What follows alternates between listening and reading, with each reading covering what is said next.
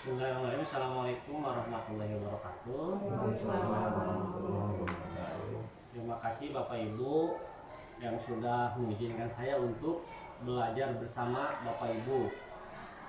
Pada kesempatan ini saya akan berbagi sekaligus berdiskusi mengenai apa yang disebut dengan budaya positif. Sebelumnya, ya, dalam ruangan ini saya mengucapkan salam dan bahagia.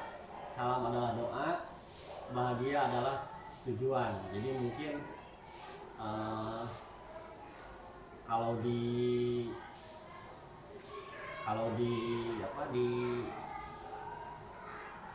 Hajar Dewantara itu ada semacam slogan, yaitu salam dan bahagia. Jadi anak-anak itu memang harus bahagia. Jadi kunci dari sebuah pendidikan adalah anak itu harus bahagia dan harus selamat. Salam itu kan selamat. Nah, ini menjadi semacam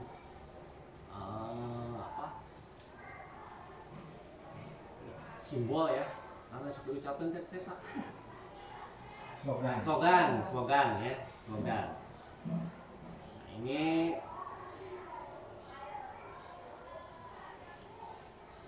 ya, budaya positif atau ekosistem positif ya. Ini latar belakangnya tentu saja budaya positif ini berkaitan dengan apa-apa yang menjadi filosofi pendidikan dari Ki Hajar Dewantara. Selama ini mungkin Bapak Ibu mengenal hanya Ingar Sosinggodo, Ingmadiana Mengkarsa, Tuturi Handayani. Padahal begitu banyaknya konsep pendidikan Ki Hajar Dewantara. Materi ini mungkin langsung ke pertengahan. Ini materi ketiga ya. Nah, tiap materi itu biasanya berurutan, jadi berurutan. Nah, ini saya sampaikan sedikit bahwa selama ini kita terlalu silau dengan teori-teori yang datangnya dari luar. Padahal di kita juga ya, ada tokoh pendidikan yaitu Ki Hajar Dewantara.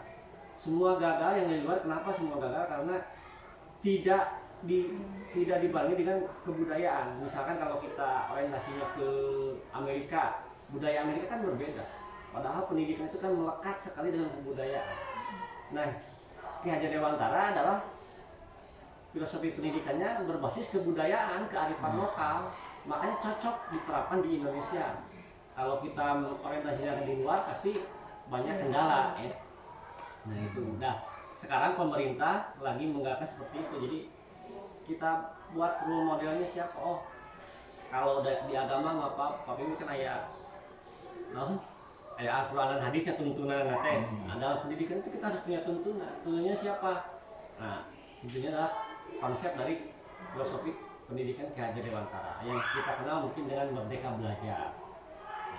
Nah, salah satu konsepnya yaitu yang pertama adalah bahwa hakikat pendidikan itu seperti tumbuhan. Jadi anak itu seperti tumbuhan. Anak kita tidak bisa menjadikan, misalkan kita menanam padi, terus kita harapkan anak tersebut misalkan menjadi jagung. Tidak mungkin. Itu sudah kodrat alam bahwa anak tersebut memang padi. Nah, tugas kita sebenarnya adalah memberikan ekosistem yang baik di sekitarnya, memberi pupuk, nyebor ya, menyiram ya. Kalau ada ulat mungkin disingkirkan. Tugas kita sebenarnya itu. Jadi kita tidak bisa merubah kodrat siswa. Kalau siswa punya kodrat masing-masing, disebutnya kodrat alam gitu. Kodrat alam, jadi dari sananya sudah ada kodrat. Jadi kita tidak bisa merubah kodrat.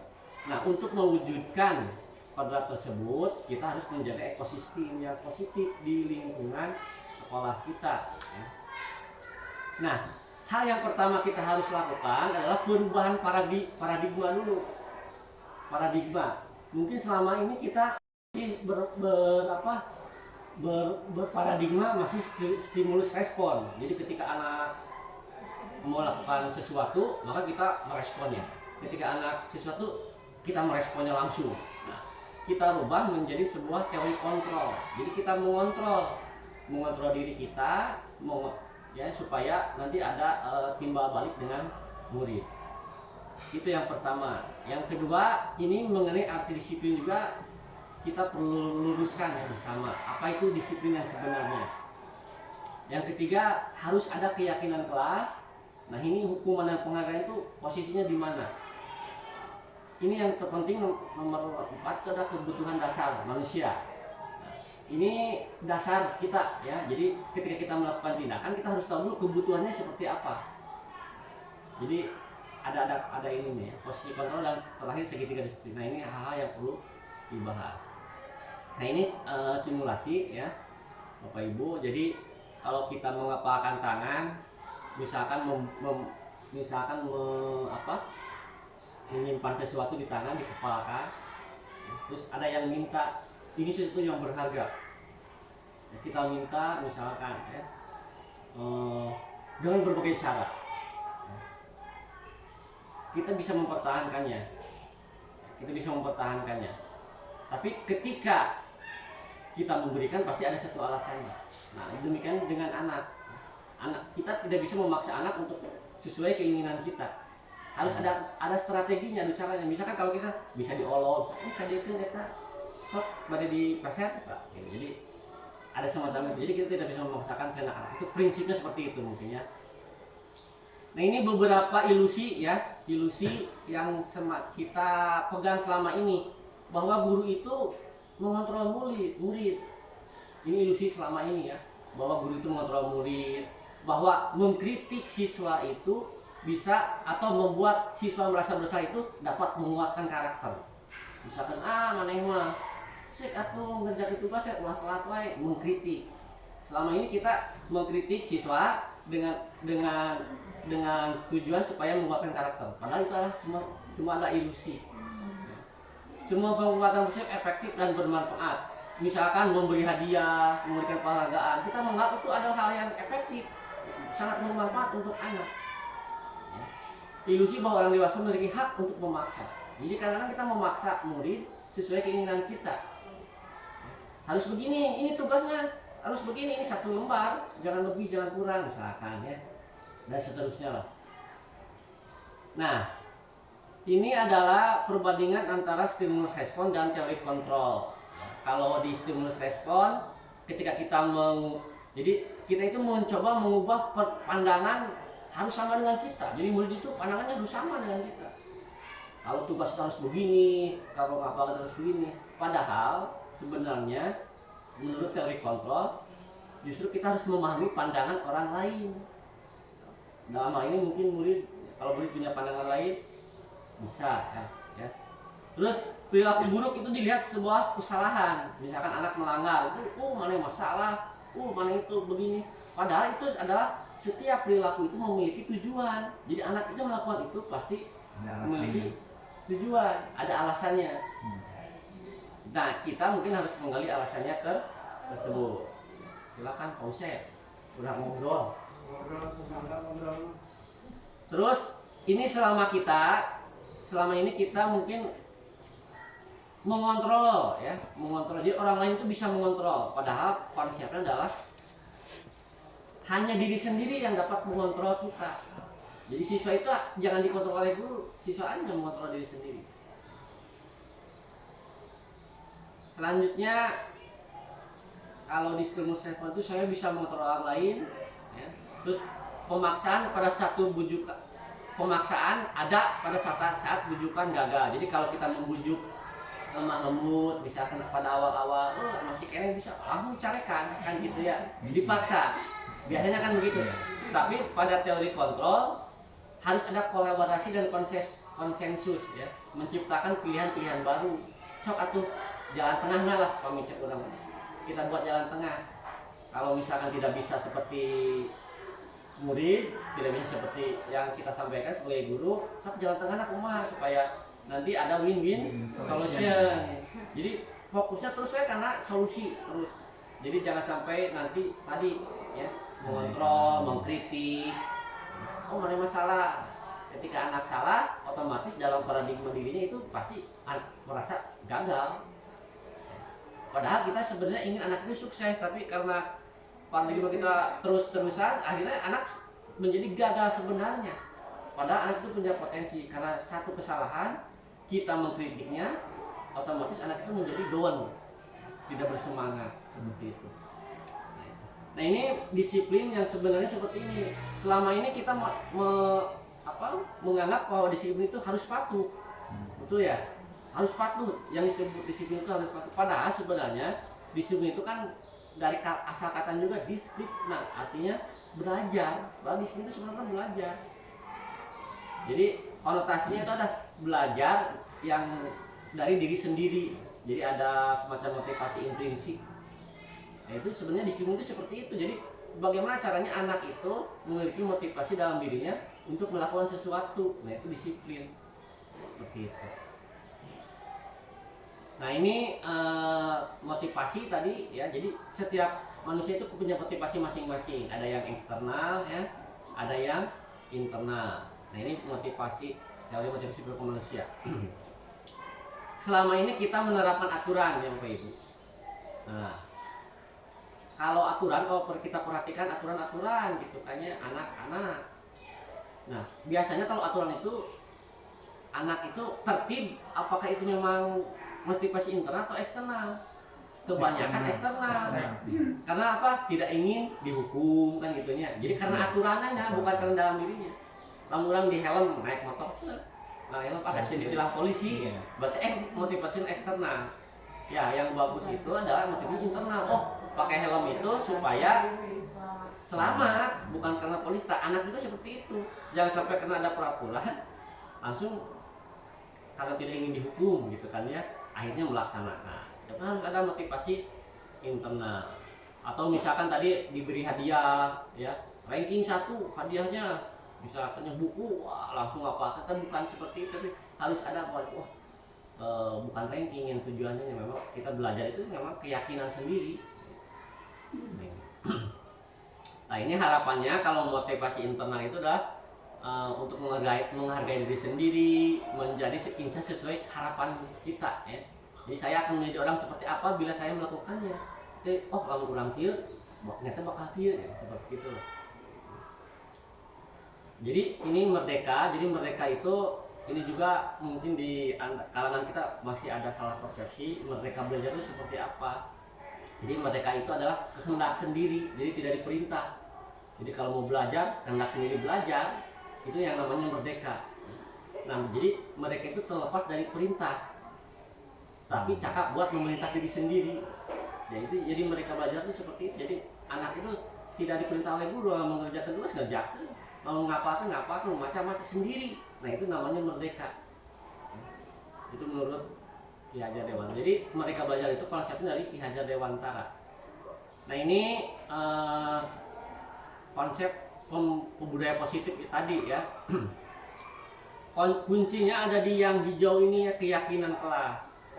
Untuk menumbuhkan motivasi internal ini ada di keyakinan kelas ya.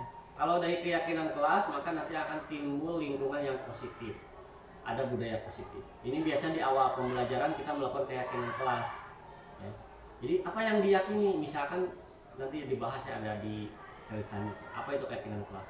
Nah ini selama ini kita identik dengan peraturan untuk menertibkan siswa itu dengan aturan ya. Nah, tidak dengan keyakinan kelas. Nah, ke depan mungkin Bapak Ibu di kelas masing-masing lah kita beri jangan aturan tapi keyakinan kelas. Karena ini contohnya ya, itu untuk mengeluarkan motivasi internal ya. Nah ini kesepakatan kelas ya.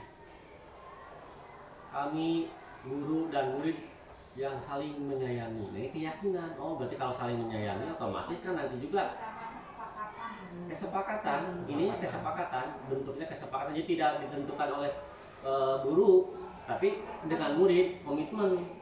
So, kita berkomitmen.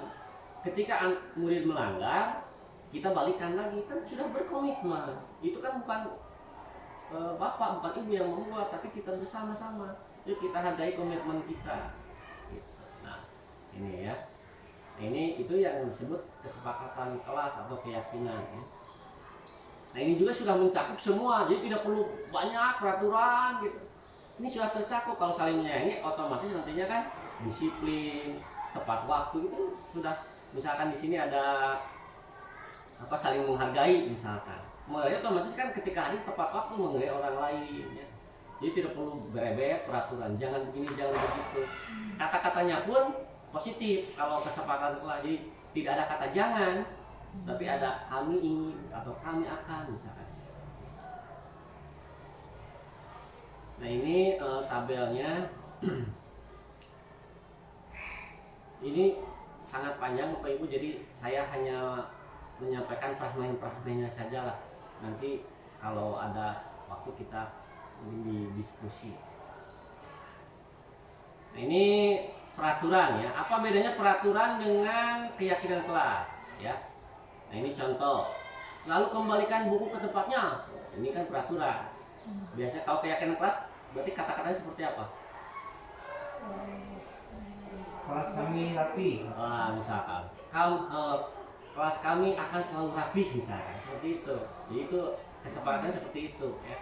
Dilarang mengutuk orang lain misalkan. Berarti kata kami saling menyayangi. Kami saling menyayangi dan saling menghargai. Itu keyakinan. Jadi terus positif. Jadi jangan dilarang. Itu jangan ada kata-kata seperti itu. Terus ini contoh. Nah ini jadi keyakinannya ada tanggung jawab, menghormati. Ini adalah nilai-nilai kebajikan. Ya. Misalkan dilarang menggunakan narkoba, karena kenapa dilarang? Berarti kita harus menjaga kesehatan. Nah, seperti itu ya. Dilarang kalau nyoba. Dilarang kalau nyoba.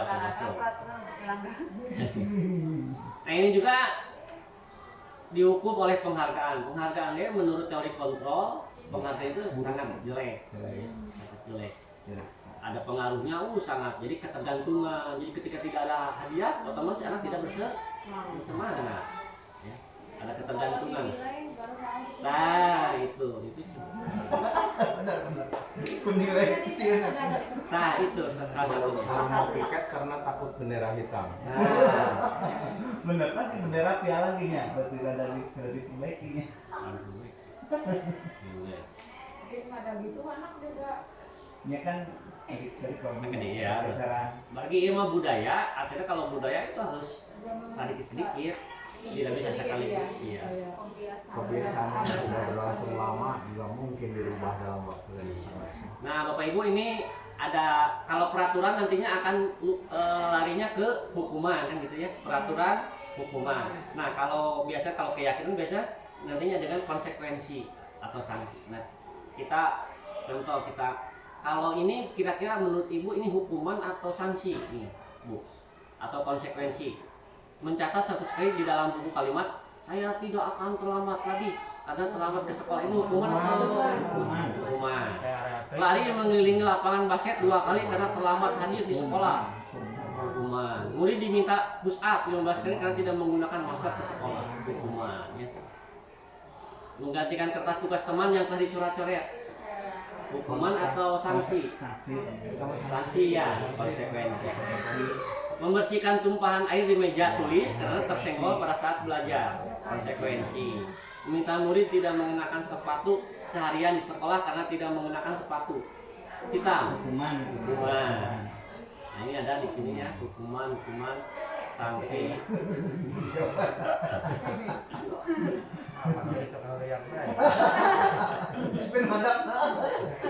Tapi bener Bedana naon cing? Pak, beda hukuman dan sanksi biasa.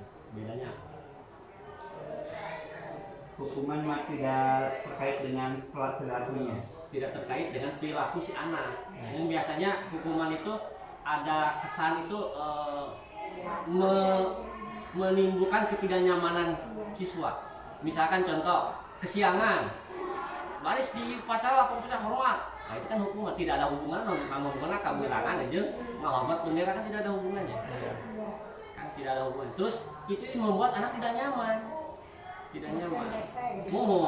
Bersihkan WC, itu kan anak kan malam anak ada penyakit gimana sebutnya bulehan ya. Oh kan jadi bahaya. Kita lari penyakit jantung bisa.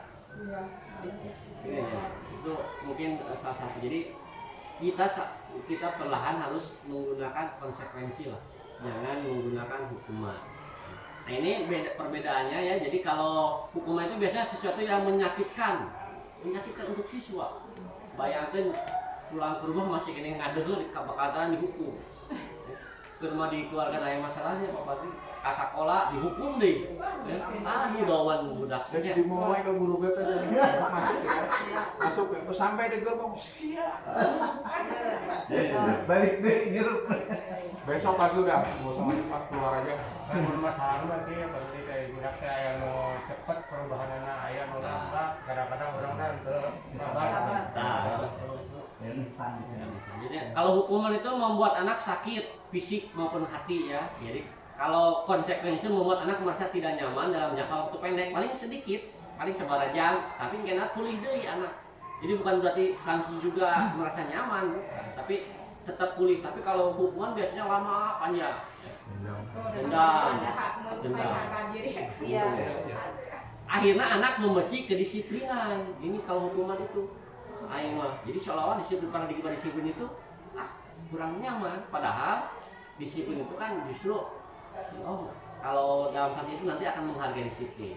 Terus kalau hukuman itu paksaan. Kalau sanksi stimulus atau tanggapan. Mendorong anak menyakiti diri sendiri, mendorong anak agar sudah menyesuaikan diri. Konsep diri yang buruk. Jadi dalam paradigma anak itu kalau hukuman itu mana teh buruk. Yang dihukum macam-macam buruk. Tapi kalau konsekuensi mah begitu ada sanksi, oh saya itu punya konsepnya berarti saya itu jangan begini, nah gitu ya. Kalau di budak kalau ditanya di masyarakat kita ada hukuman mah Laras gitu. Nah ini yang paling utama secara psikologis, anak merasa marah, bersalah, dipermalukan kan, merasa tak dihargai. Akhirnya, tapi kalau dengan sanksi mungkin anak dibuat tidak nyaman saja, tapi hanya beberapa saat. Nah ini Bapak Ibu coba posisinya ada di mana nih? Ada yang penghukum, membuat orang merasa bersalah, atau sebagai teman, atau sebagai pemantau, atau sebagai manajer. Nah kalau penghukum ini biasanya menghadik, menunjuk-nunjuk, menyakiti, menyindir. Misalkan ayah budak kerjakan tugas, mana teh? Tugas kiwa itu benar bisa berapa kali tugas? 10 kali budak jadi amok kuring teh. Nyarekan, lak-lak dasar, kadang-kadang ada fisik ya, amit-amit. Nah, itu mau penghukum. Kalau pembuat orang merasa bersalah biasanya dalam suasana hening. Tekarunya ini hidup mata ibu teh misalkan. Ayo kita kujuran tuh. Bapak ibu teh geus ngadian soal capek-capek misalkan gitu. Ibu biasanya pembuat. Jadi si anaknya aduh merasa bersalah, hening, aduh. Semakin ya.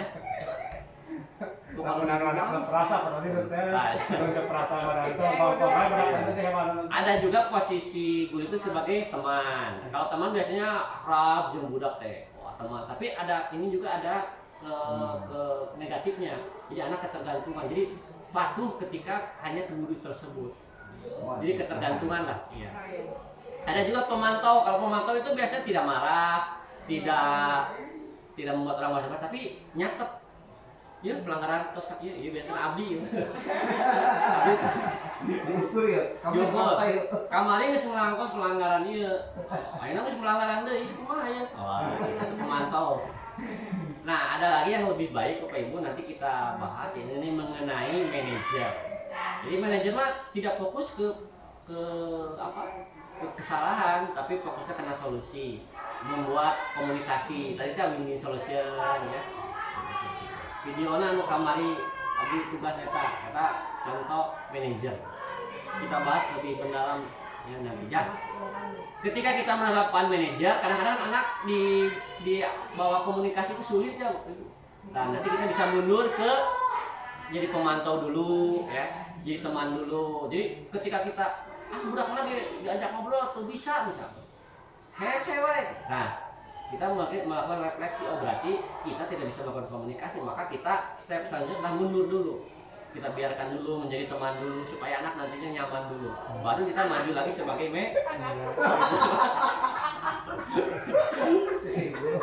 Ya di tempatnya pundaknya deh. Iya. Jadi kadang-kadang kan kadang-kadang orang selalu memaksakan diri ingin menyelesaikan masalah. Nah, ingin menyelesaikan masalah akhirnya harus dipaksa budak cicing wae diajak ngobrol dulu. Nah, ini mungkin kita harus mundur ke belakang dulu, mungkin kita menjadi teman dulu, menjadi nanti setelah itu baru setelah ada komunikasi baru kita ke manajer. Nah ini juga nada suara juga menentukan ya, menentukan ketika kita berbicara dengan anak menindak kalau ya.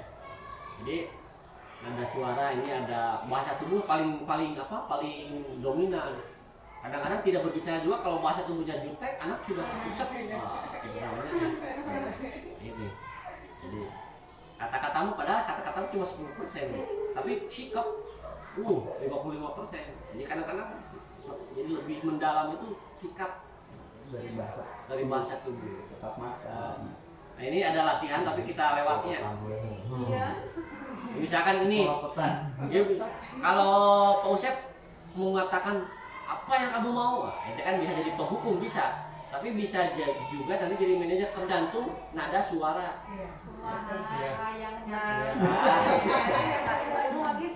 Ayo mau. Kamu teh mau apa sih? Kamu mau apa sih? Nah, kan bedanya. Beda. Kamu mau apa sih? Ini banyak. Nah, Bapak Ibu ini ada satu tindakan yang direkomendasikan dalam penindakan anak. Namanya itu restitusi. Jadi Bapak Ibu nanti bisa menerapkan. Saya juga belajar ya. Kalau Ibu Bapak belajar mungkin kita bisa sharing nantinya. Oh kendalanya iya, maunya kumaha kita sharing mengenai apa itu restitusi. Jadi restitusi adalah proses menciptakan kondisi bagi murid untuk memperbaiki kesalahan. Jadi untuk memperbaiki kesalahan, jadi bukan untuk menghukum kesalahan. Ya. Sehingga mereka bisa kembali pada kelompok mereka. Kadang-kadang anak itu melabeli diri sendiri. Oh saya mah udah baung. Terus saya itu teh baung. Tuh bisa ngagabung jeung jalma-jalma anu bisa anu rajin itu. Karena anak sudah melabeli dan bahayanya atau celakanya kita yang melabeli anak tersebut. Yes, itu paling bahaya. Jadi anak ini sebenarnya ketika melakukan kesalahan, padahal satu kesalahan, padahal anak itu bisa berubah sebenarnya. Tapi ketika kita melakukan tindakan yang salah, justru kita yang membuat atau menjerumuskan anak tersebut ya, menjadi salah terus. Ada paradigma, ada labelisasi ke anak itu yang paling bahaya. Oh saya teh gagal, oh saya teh salah. Padahal anak lo kan masih bertumbuh. Nah ini kita menawarkan atau ada sebuah teknik yaitu restitusi. Itu orang lebih apa yang itunya karena diri Bukan dari itu. Iya, Pak Beninya. Bahasa Samad kan itu. Dari sana Oh, itunya. kayaknya. Silang apa? Tapi silang itu tuh. Saya Mas Slamet. Ya silang itu. Pas Slamet dia Pas Slamet. Lihat. Iya. Tinggal juga di eta grup teh. Nyata foto itu. Aku tadi nih. Bu Haji kasih kayak gitu. Biasalah kayak penting ada sekedar ini. Nah ini ciri-ciri restitusi. Jadi tadi sudah sedikit yang bukan untuk menembus kesalahan, namun untuk belajar dari kesalahan. Jadi mana kesalahan tapi untuk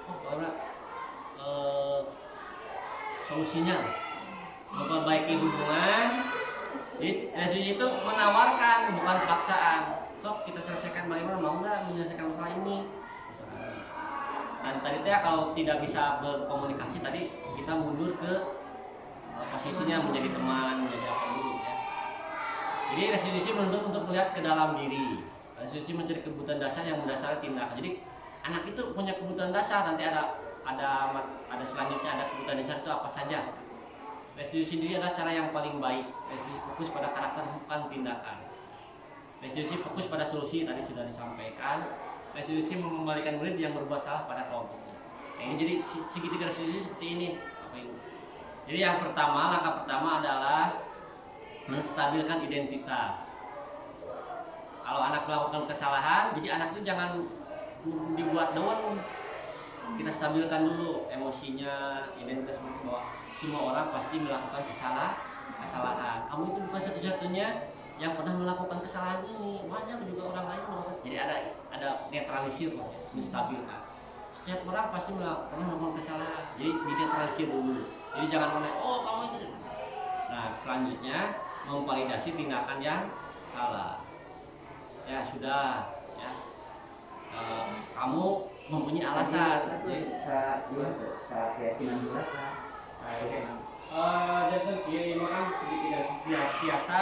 Urutan mah mangga bebas ya, bebas. Terus tilu-tiluan lagi tenang naon. Badai 2, badai hiji bisa. Yang penting mah kan terus ingin solusi naon kadang-kadang orangnya sok sering ngalakukan solusi namanya, tapi tersadar kata restitusi. Jadi setiap orang punya alasan, jadi harus ditanya dulu alasannya apa. Misalkan kalau kesiangan, kenapa kesiangan? Oh begini, oh kalau ini nanti ke solusi. Nah kan kita sudah sepakat karena keyakinan berarti kan kita sudah sepakat kita harus saling menghargai. Kalau kamu kesiangan kan tidak menghargai teman-teman kamu, misalnya tidak menghargai guru, seperti itu. Jadi menstabilkan. Nah ini kata-katanya ya, memvalidasi tindakan yang salah, bahwa tersebut memang salah, tapi alasannya naon. Terus dikaitkan dengan ini Bapak Ibu kebutuhan dasar manusia, kebutuhan dasar termasuk kebutuhan anak. Jadi ada 4 kebutuhan, 5 ya, kebutuhan 5 dasar. Yang pertama, anak itu, murid itu membutuhkan kasih sayang, cinta kasih, ingin dimiliki dan ingin dimiliki. Jadi ketika anak cari perhatian, mungkin anak itu kurang kasih sayang. Nah, guru harus memberikan kasih sayang sebisa mungkin. Terus anak juga kadang-kadang memiliki kebutuhan penguasaan atau power ya, kayak berkuasa. Kadang-kadang ngabuli ke batu, gitu, malah. Iya, itu kan anak itu butuh penguasaan. Nah kita berarti penanganannya memenuhi kebutuhan tersebut.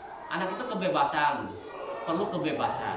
Misalkan kalau belajar, kayak ngobrol, gitu kan ya, kayak heureuh, lempar-lempar itu kan perlu kebebasan anak itu. Itu mah kebutuhan dasar, memang kebutuhan dasar anak. Jadi tidak perlu, jadi bukan arti hal, oh memang, jadi kebutuhannya seperti itu. Memang. Mata kan direstitusi gitu. Anak itu butuh kesenangan, tadi teh heureuy kan bercanda, tapi kadang-kadang kurang, ulah heureuy misalkan. Nah ini juga merupakan karena model pembelajaran ya. Masih masih naon. Maka kayak kata anak mah permainan. Jadi kami ayah menurut Ki Hajar Dewantara justru model pembelajaran yang bagus adalah yang permainan. Jadi kadang-kadang IT udah tuh harus misalkan fokus supaya itu udah seperti game kayak stimulus. Tapi permainan juga harus bermakna. Jangan misalkan eak-eakan belajarnya daya misalnya. Tetap pembelajaran bermakna. Jadi permainan itu dikaitkan dengan materi. Selama ini permainan itu kan jadi hanya permainan saja tanpa belajar kan. Penting marame gitu. Menanyakan keyakinan. Nah, ini aku baca buku mereka berarti ke 100 cara menghidupkan suasana kelas. Itu.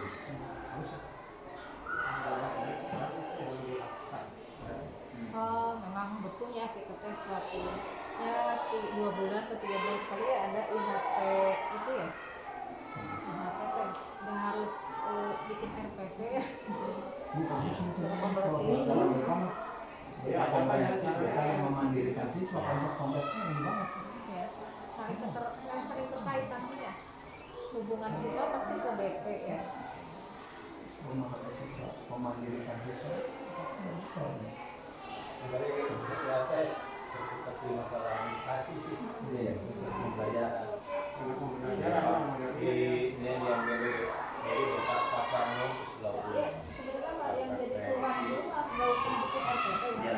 dari banyak pengusaha.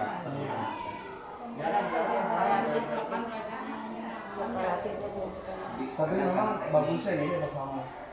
Berarti itu pula kayak jalurnya kurang video dong. Baik Bapak Ibu, terima kasih atas waktunya dan kita akan melaksanakan diskusi ke depannya mengenai apa itu budaya positif. Dari saya mengucapkan terima kasih dan mohon maaf bila ada banyak kekurangan. Wassalamualaikum warahmatullahi wabarakatuh.